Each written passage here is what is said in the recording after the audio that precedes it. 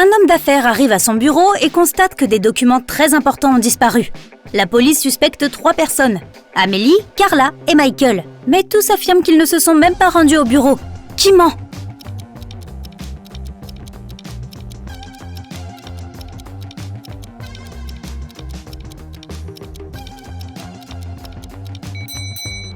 C'est Michael. Amélie et Carla portent toutes 2 des talons hauts.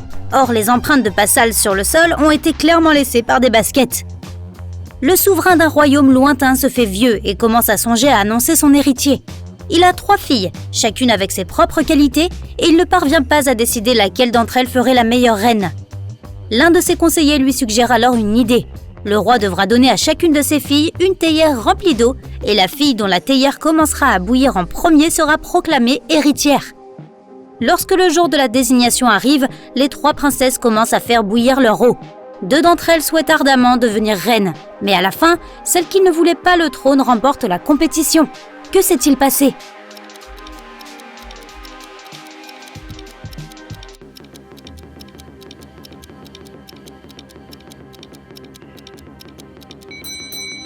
Les 2 princesses qui ont perdu étaient un peu trop pressées. Elles n'ont eu de cesse de soulever le couvercle de leur théière pour vérifier si l'eau bouillait.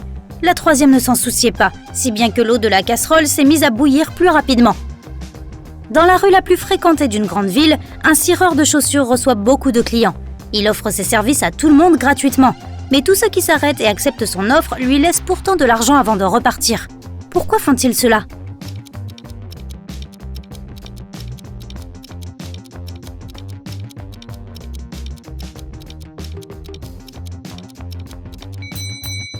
Il ne cire qu'une seule chaussure gratuitement, et si le client souhaite que sa 2e chaussure soit cirée, il doit payer. Aaron est un pauvre professeur dans une école de campagne. Le 13 février, la veille de la Saint-Valentin, il reçoit de façon inattendue une lettre lui annonçant que sa riche grande-tante lui a laissé un énorme héritage. Le lendemain, 3 de ses collègues, Sarah, Charlotte et Maria, lui envoient des lettres d'amour. Peux-tu dire laquelle est vraiment amoureuse de lui et qui fait seulement semblant afin de profiter de sa nouvelle richesse ?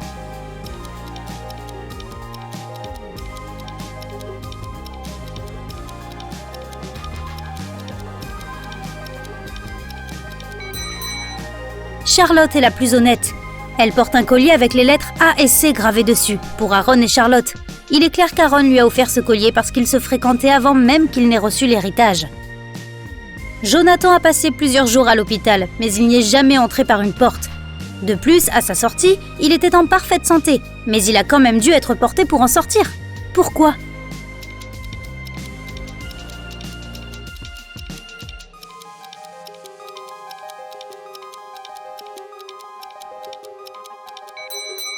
Parce que Jonathan est un nouveau-né. Un village du Grand Nord se retrouve en grande difficulté. Quelqu'un a empoisonné le lac, qui s'avère être la seule source d'eau potable pour les habitants. Quand la police arrive sur place, tout ce qu'elle voit est un ensemble d'empreintes bizarres sur la neige. Il y a des traces de pas entre 2 lignes parallèles. Ils ne connaissent pas le nom du coupable, mais au moins ils savent qu'ils doivent chercher. Peux-tu suivre leur logique ?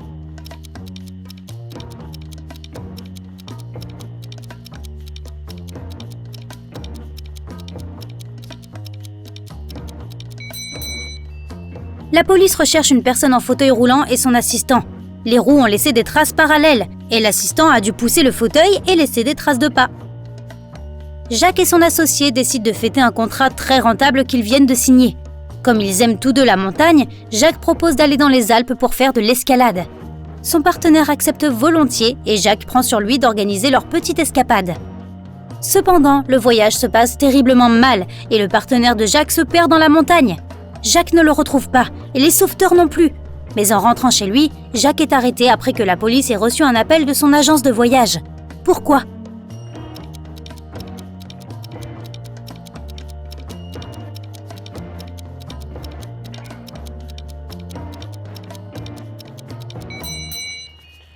L'agence de voyage a dit aux enquêteurs que Jacques n'avait acheté qu'un seul billet aller-retour, pour lui-même. Pour son partenaire, il n'a acheté qu'un aller simple. Quelqu'un s'est introduit chez Monsieur Dupont et a pris tous ses objets de valeur alors qu'il était en vacances. Son voisin, Monsieur Martin, a appelé la police pour leur en parler car il a été témoin de la scène. Il déclare qu'il rentrait tard du travail et a vu que les lumières étaient allumées chez Monsieur Dupont.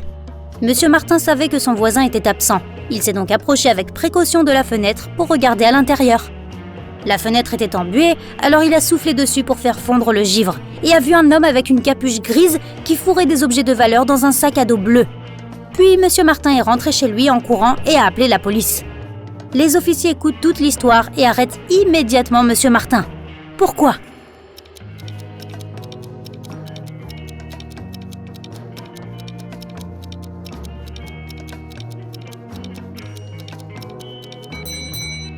Le voisin prévenant a omis un détail qui ne colle pas dans son histoire. En hiver, les fenêtres s'embuent de l'intérieur. Alors comment aurait-il pu faire fondre le givre avec son souffle depuis l'extérieur ? Un matin pluvieux, Mademoiselle Riley quitte précipitamment sa maison et oublie des documents très importants sur son bureau. Elle revient 1 heure plus tard, mais les documents ont disparu. Elle rassemble tous ceux qui étaient dans la maison ce jour-là et les interroge. Rémi, le cuisinier, dit qu'il a préparé le dîner et n'a même pas mis les pieds dans la chambre de Mademoiselle Riley. Sylvain, le concierge, dit qu'il s'est contenté d'entrer, a allumé les lumières pour voir s'il fallait nettoyer et est reparti. Rose, la jardinière, déclare qu'elle était occupée à arroser les plantes dehors et qu'elle n'est pas entrée du tout dans la maison. Qui a volé les documents ?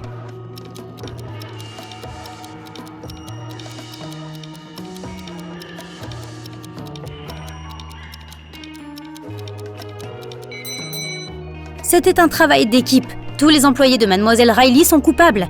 Il était tôt dans la journée. Il aurait donc été plus logique que les cuisiniers préparent le déjeuner et non le dîner. Pour la même raison, le concierge n'avait pas besoin d'allumer les lumières. Et comme il pleuvait, la jardinière n'avait pas non plus besoin d'arroser les plantes dehors. Il y a 4 verres sur la table devant toi. Chacun d'eux est rempli d'eau exactement au même niveau. Et dans chacun d'eux, il y a un objet. Dans le premier verre, il y a une balle de baseball. Dans le deuxième, une gomme. Dans le troisième, une montre. Et dans le quatrième, un trombone. Quel verre contient plus d'eau que les autres ?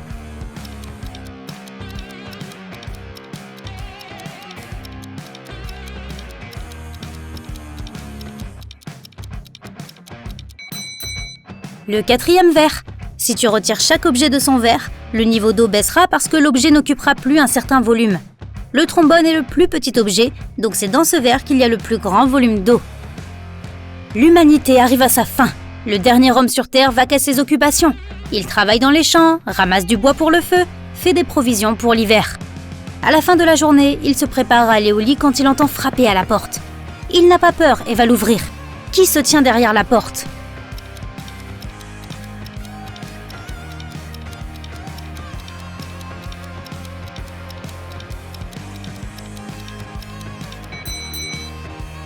Une femme. Jean, le meilleur ami de Marc, vit dans une autre ville et son anniversaire est proche. Alors Marc décide de lui envoyer un cadeau. Jean adore jouer au golf et Marc lui achète un club de golf très cher. Mais il y a un problème. Le meilleur service postal de la ville n'accepte que les colis ne dépassant pas 1 mètre de côté et le club fait 1,3 mètre de long. Pourtant, Marc trouve une solution. Comment fait-il ?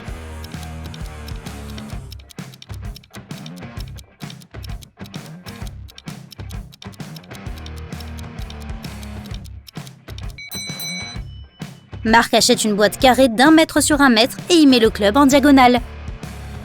La sœur de Jenny se rend à une fête privée à laquelle Jenny n'a pas été invitée. Jalouse, cette dernière décide quand même d'y aller, mais découvre qu'il y a un gardien à l'entrée qui demande un mot de passe à tous les visiteurs. Elle se rapproche dans un coin et écoute les autres invités. Un couple s'approche du gardien qui leur dit « 11 ». Le couple répond « 9 ». Et le gardien les laisse passer. Le visiteur suivant est un type à qui le gardien dit « 6 ». Il répond par 4 et le garde le laisse passer. Persuadée d'avoir compris la logique, Jenny sort de l'ombre. Le gardien la regarde et dit « 110 ». Jenny répond « 108 », mais le gardien ne la laisse pas passer. Quelle est la bonne réponse ?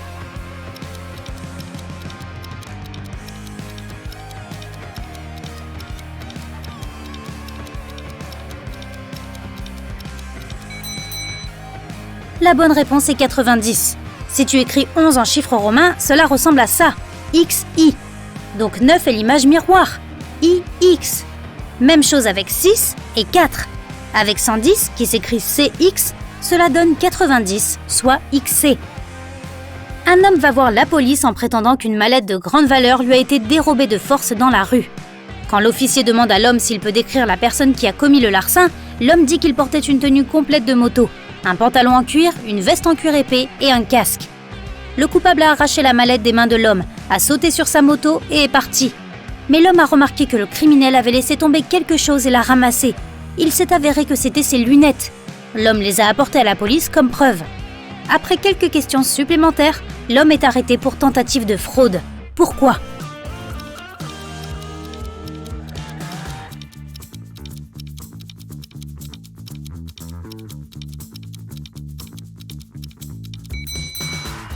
Si le coupable portait un masque, comment aurait-il pu perdre ses lunettes ? Un couple marié séjourne dans un hôtel. Un soir, ils se disputent et l'homme sort pour s'aérer. Mais il oublie la clé de sa chambre et son téléphone. À son retour, il voit un homme inconscient allongé par terre à côté de la porte de la chambre. La police arrive et les interroge tous les deux. La femme dit qu'elle a entendu frapper à la porte et qu'elle pensait que c'était son mari, alors elle l'a ouverte tout de suite. Puis l'homme l'a poussée, alors elle l'a frappé sur la tête avec un chandelier et a fermé la porte de l'intérieur. Mais la police l'arrête quand même. Pourquoi ?